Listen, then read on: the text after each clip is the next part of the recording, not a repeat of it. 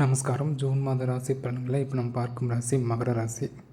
மகர ராசிக்கு இந்த மாதம் ஆரம்பத்திலே குரு பெயர்ச்சடைஞ்சு கடக வீட்டில் உச்சவலு அடைகிற குரு பகவான் ஒரு சேர லாபஸ்தானத்தையும் ராசியையும் முயற்சி ஸ்தானத்தையும் பார்ப்பதனால் இதனால் வரை ஏற்பட்ட தடை தாமதங்கள், நீங்கள் எடுத்த முயற்சியில் ஏற்பட்ட தோல்விகள் அனைத்தும் தவிடுபடியாகி இனிமேல் எடுக்கும் முயற்சிகள் அனைத்தும் வெற்றியை கிடைக்கவும், சுயதொழில் செய்தவர்களுக்கு லாப மேன்மை இல்லை என்று வருத்தப்பட்டவர்களுக்கு லாப மேன்மை அதிகரிக்கும் மாதமாக ஜூன் மாதம் கண்டிப்பாக இருக்கும்.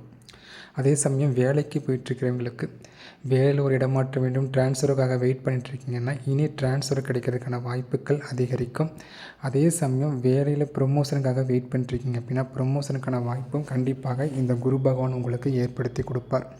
சிறு பயணங்கள் மூலியமாக ஜூன் மாதத்தில் ஒரு வெற்றிகள் கிடைக்கிறதுக்கான வாய்ப்புகள் இருக்குது.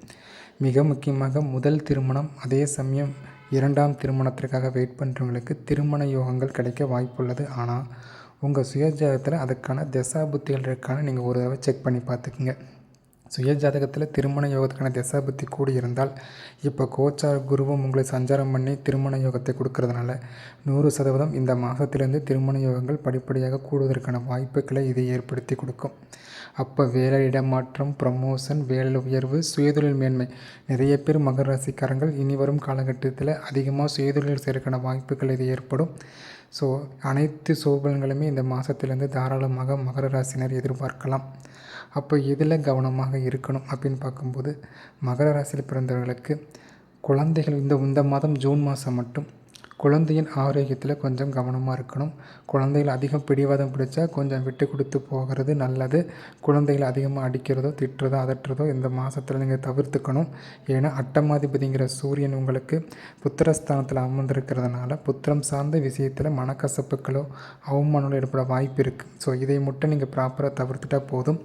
மற்ற சுபபங்கள் அனைத்துமே ஏற்படுறதுக்கான வாய்ப்பு இருக்குது. இன்னும் குறிப்பாக சொல்லணும்னா, யாருக்காச்சும் இப்போ புதிய கடனுக்காக வெயிட் பண்ணிட்டுருக்கீங்க, வீடு கட்டுறதுக்கோ இல்லை லோன் வாங்குறதுக்கோ வெயிட் பண்ணுறீங்கன்னா சுப கடன்கள் அமைறதுக்கான வாய்ப்புகள் மிக அதிகமாக இருக்குது.